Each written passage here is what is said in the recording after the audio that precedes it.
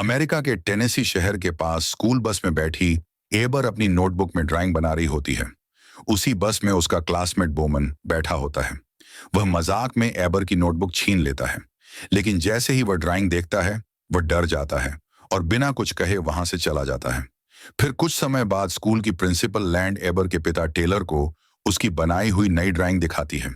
Drawing बहुत डरावनी होती है, जिसे देखकर टेलर कंफ्यूज हो जाता है। प्रिंसिपल बाद में एबर से बात करती है। एबर साफ साफ बताती है कि उसने बोमन पर हमला करने की कल्पना की थी और वह सच में उसे चोट पहुंचाना चाहती थी। यह सुनकर प्रिंसिपल चौंक जाती है, लेकिन वह एबर को डांटने के बजाय कहती हैं कि ड्राइंग बनाकर अपने गुस्से और भावनाएं बाहर निकालना गलत नहीं है। वह एबर को एक नई नोटबुक देती हैं और कहती हैं कि जब भी उसका मन करे वह उसमें ड्राइंग बना सकती है।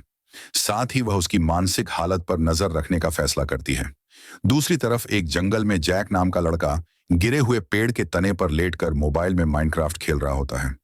तभी उसके पिता का मैसेज आता है कि डिनर के लिए घर आ जाओ।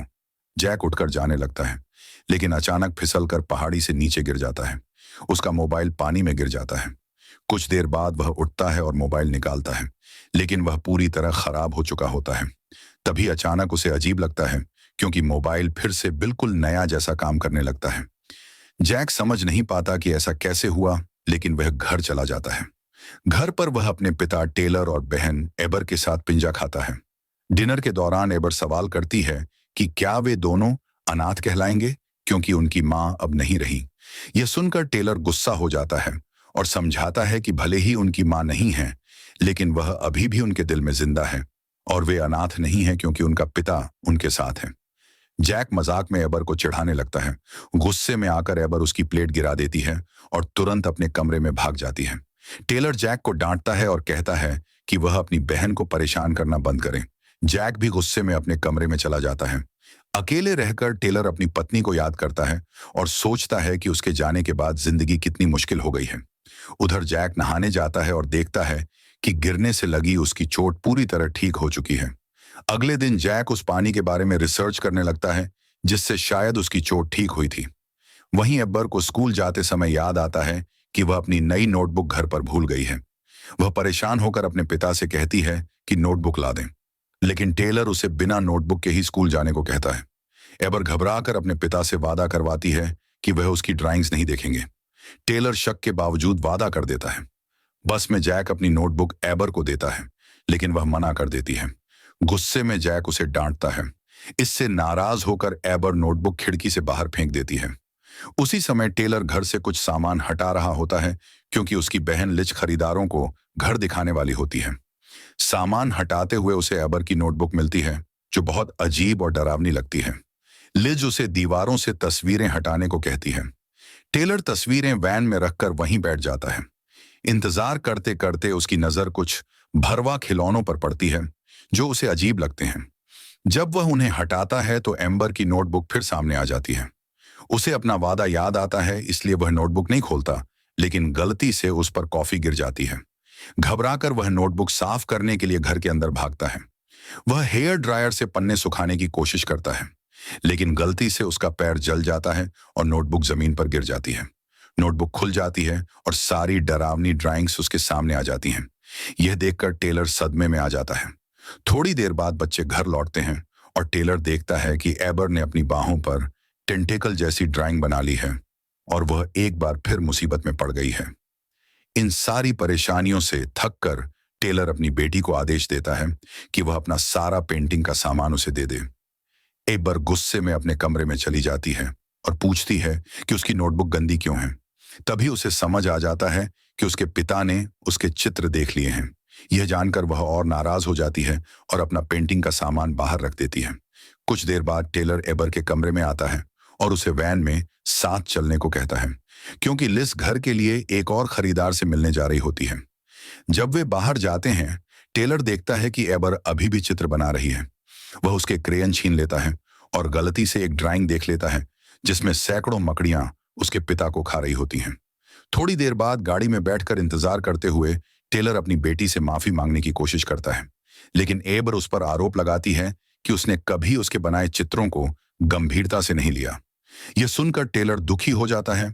वह बताता है कि उसने एबर के सभी पुराने चित्र संभाल कर रखे हैं।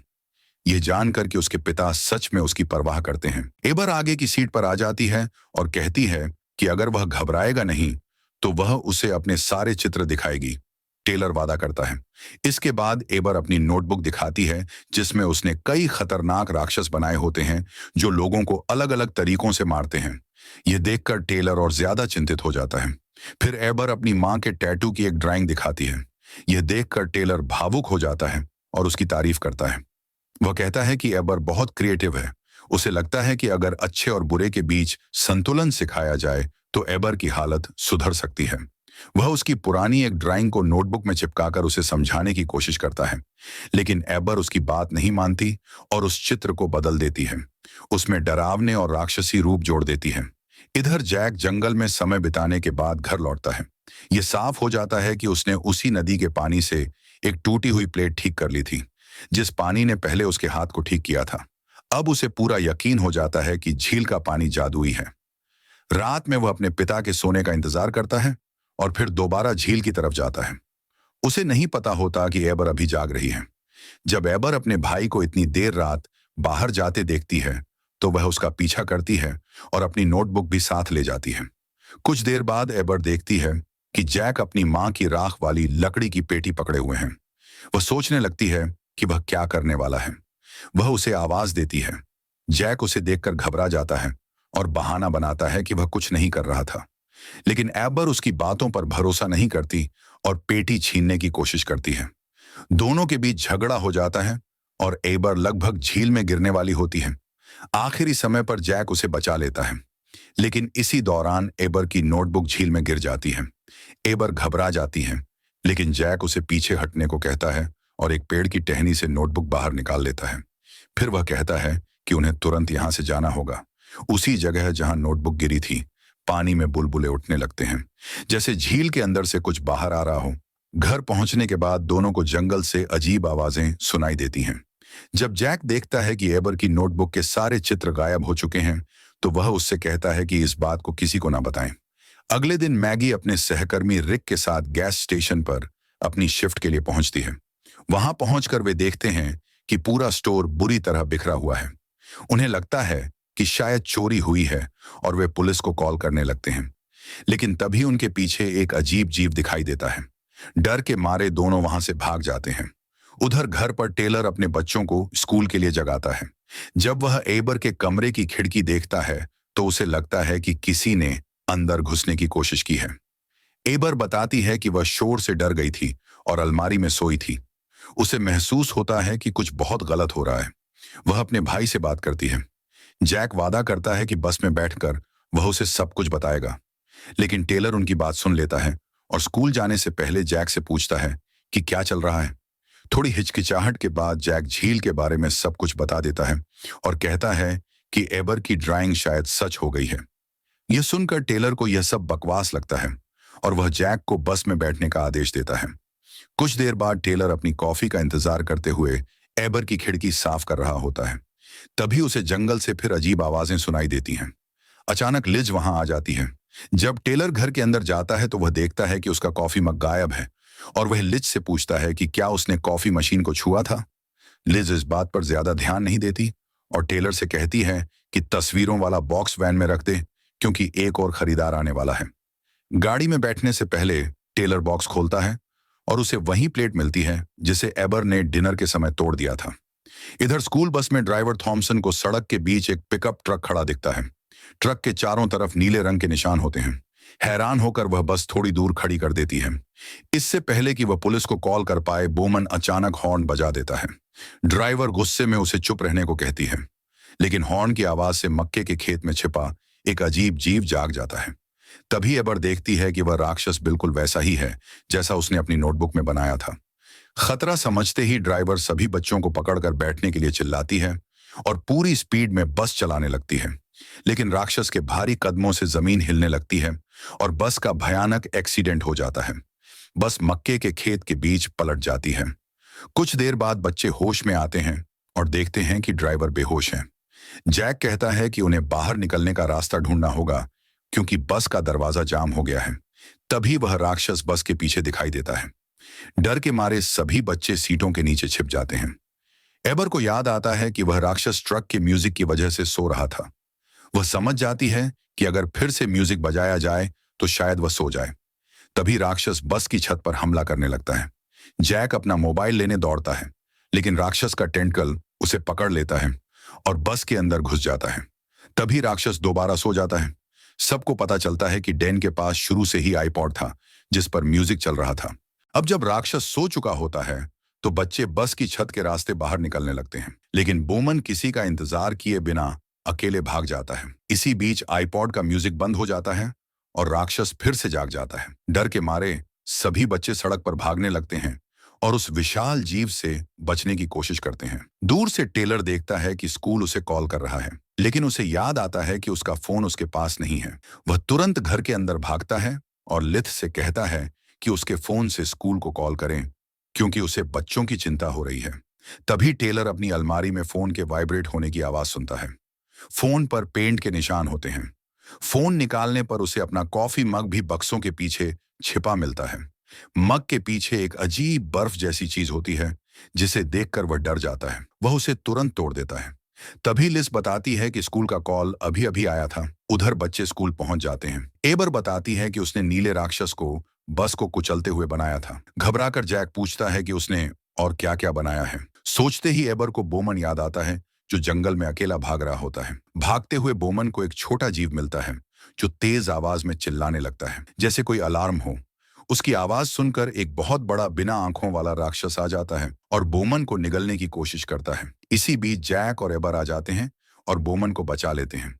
जैक नदी के किनारे उस छोटे जीव को खत्म कर देता है, लेकिन तभी वे देखते हैं कि वही विशाल बिना आंखों वाला राक्षस फिर उनके सामने खड़ा है। एबर एक पत्थर फेंककर उसका ध्यान भटका देती है। उधर टेलर और लिच बस एक्सीडेंट वाली जगह पहुंचते हैं। ड्राइवर को सुरक्षित बचा लिया जाता है, लेकिन सिर्फ 2 बच्चे मिलते हैं। जैक, एबर और बोमन अब भी गायब होते हैं। लिस कहती है कि शायद बच्चे घर जा रहे हों। यह सुनकर टेलर घबरा जाता है और तुरंत घर की तरफ गाड़ी दौड़ाता है। रास्ते में उनकी गाड़ी एक जानवर से टकरा जाती है। बाहर निकलकर वे देखते हैं कि बम्पर के नीचे पेंट के छींटे हैं। तभी उन्हें एबर की नोटबुक के कवर वाली बिल्ली दिखती है, जो उनके ऊपर पेंट का बादल छोड़ देती है। बिल्ली बड़ों पर हमला नहीं करती, लेकिन अपना डरावना रूप दिखाकर गाड़ी को पलट देती है और भाग जाती है। अब टेलर और लिस पैदल आगे बढ़ते हैं। रास्ते में वे बिजली के टावर पर खड़े एक बहुत बड़े जीव को देखते हैं और डर के मारे भाग जाते हैं।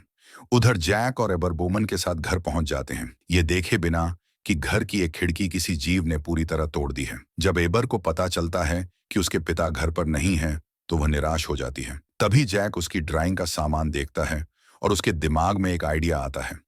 उधर जंगल की झील के पास एक भेष बदला हुआ अजीब जीव पानी के किनारे आता है। वह अपने बैग से एक नोटबुक निकालता है और ड्राइंग बनाने लगता है। जैसे जैसे समय बीतता है, पूरे शहर में अफरा तफरी मचने लगती है।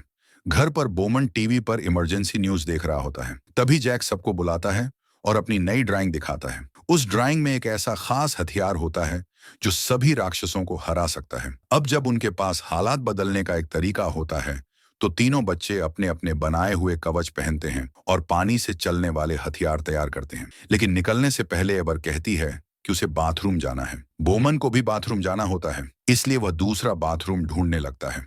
गलती से वह टेलर के कमरे में चला जाता है। वहां उसे हर जगह हजारों मकड़ियां दिखाई देती हैं। डर के मारे वह दरवाजा बंद कर लेता है। फिर भी कुछ कीड़े उसके शरीर से चिपक जाते हैं। जैक उन्हें हटाने दौड़ता है। जैसे ही एबर बाथरूम से बाहर आती है, वह डर जाती है और टेलर के कमरे का दरवाजा खोल देती है। इससे और भी डरावने कीड़े बाहर आ जाते हैं। जैक तुरंत अपनी बहन को बचाने के लिए वाटर गन उठाता है और राक्षसों से लड़ने लगता है, जबकि बोमन घर से बाहर भाग जाता है। पूरी तरह घबराकर एबर खुद को बाटब में डाल देती है और बड़ी मुश्किल से नल चालू कर देती है। पानी गिरते ही सारी मकड़ियां मर जाती हैं। कुछ ही देर में बोमन खिड़की से वापस दिखता है। वह बगीचे की पाइप से पानी चलाकर घर में बचे सभी जीवों को खत्म कर देता है। थोड़ी देर बाद टेलर और लिज घर पहुंचते हैं। घर बहुत टूटा फूटा और गंदा होता है, लेकिन बच्चों का कहीं पता नहीं चलता। तभी उन्हें एबर की खिड़की पर खटखटाने की आवाज सुनाई देती है। पास जाकर वे एक तितली देखते हैं जो एबर ने बनाई होती है। दोनों उसका पीछा करने लगते हैं। जंगल में चलते हुए एबर और जैक के बीच बहस हो जाती है। गुस्से में जैक एबर पर सब कुछ बिगाड़ने का आरोप लगा देता है। इससे एबर चुप हो जाती है और खुद पर काबू रखने लगती है। जैक अकेले आगे बढ़ता है वह उस जगह पहुंच जाता है जहां मकड़ियां उस शहर से चुराई हुई चीजें इकट्ठा करके लाई होती हैं। वहीं उसे झील के पास बैठा एक रहस्यमयी जीव दिखता है। जैक समझ जाता है कि यही जीव बाकी राक्षस बना सकता है। जैक जल्दी से उस खास हथियार की ड्राइंग उठा लेता है, लेकिन पीछे मुड़ते ही उसे एहसास होता है कि कोई उसे देख रहा है। डर के मारे उसके हाथ से कागज गिर जाता है। वह जीव कागज उठा लेता है और उसे नष्ट कर देता है। कुछ देर बाद तीनों फिर मिलते हैं। एबर बताती है कि यही पहला राक्षस है जिसे उसने बनाया था और इसलिए यह सबसे ज्यादा ताकतवर है। तीनों समझ जाते हैं कि राक्षसों को हराने के लिए उन्हें एक नया हथियार बनाना होगा। इसके लिए उन्हें उस हुड पहने राक्षस के बैग से पेन चुराने होंगे। बोमन उसे भटकाने के लिए आगे बढ़ता है, लेकिन जैसे ही वह पास पहुंचता है, राक्षस जोर से दहाड़ता है और बहुत सारे जीवों को बुला लेता है। डर के मारे बोमन जंगल में भागता है। जैक एबर से कहता है कि वह जल्दी से ड्राइंग बनाए और खुद उसकी मदद के लिए निकल पड़ता है। पीछा करते करते जैक एक पुराने केबिन में छिप जाता है और खुद को बचा लेता है। उसी समय एबर जमीन से बैकपैक उठा लेती है, लेकिन राक्षस उसे देख लेता है और उस पर हमला करने दौड़ता है। तभी जैक एक स्प्रे कैन और स्टोव लाइटर से एक अस्थाई फ्लेम थ्रोअर बना लेता है और आग दिखाकर राक्षस को भगा देता है।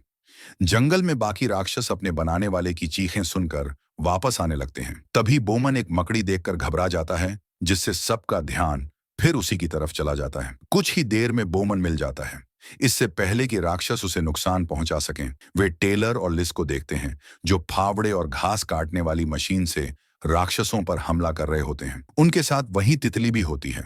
झील के किनारे वापस आकर एबर कुछ नया बनाने की कोशिश करती है, लेकिन कोई भी पेन काम नहीं करता। उसी समय जैक फिसल जाता है और क्रेयन से बना राक्षस उसके ऊपर चढ़ जाता है। उसका सिर पिघल रहा होता है और वह जैक के चेहरे पर गर्म बूंदें गिरा देता है, जिससे जैक बेबस हो जाता है। इससे पहले कि जैक को नुकसान पहुंचे, एबर सामने आती है और अपनी बाहों से निकलने वाले टेंटकल्स से राक्षस पर हमला करती है। राक्षस उसे दूर फेंक देता है और उसकी बाह पकड़ लेता है। एबर हिम्मत से कहती है कि वह अपनी ही बनाई ड्राइंग से नहीं डरेगी। तभी जैक अपनी जादुई तलवार से राक्षस पर जोरदार वार करता है। अचानक बोमन वहां दिखाई देता है। उसके हाथ में वही जादुई हथियार होता है जिसे उसने पहले बनाया था। कंफ्यूज होकर एबर जैक से पूछती है कि उसे वह तलवार कहां से मिली। जैक बताता है कि उसने एबर की कई साल पहले बनाई एक पुरानी ड्राइंग का एक टुकड़ा लिया था। उसी समय टेलर वहां पहुंचता है और अपनी बेटी को टेंटिकल्स से एक राक्षस को इतनी आसानी से हराते हुए देखकर हैरान रह जाता है। तभी अचानक आसमान से पुरानी ड्राइंग्स का एक डिब्बा नीचे गिरता है। एबर कहती है कि अब कुछ बहुत बड़ा होने वाला है। अगले ही पल जादुई धूल का एक बड़ा बादल पूरे इलाके में फैल जाता है। उधर जैक देखता है कि झील से चमकते हुए तारे बाहर निकल रहे हैं। दूसरी तरफ लेज बहादुरी से राक्षसों से लड़ रही होती है और आसपास के कई लोग उसकी मदद करने लगते हैं। सब मिलकर राक्षसों को डराते हैं, जिससे वे भागने लगते हैं। झील से हुए जोरदार जादुई धमाके से तारे पूरे शहर में फैल जाते हैं। अब एबर की बनाई अच्छी ड्राइंग्स बुरे राक्षसों से लड़ने लगती हैं। इसी बीच जैक अपने बैग से अपनी मां की राख वाला डिब्बा निकालता है। तभी टेलर उसे देख लेता है और अपने बेटे के पास आकर उसे ढांढस बंधाता है।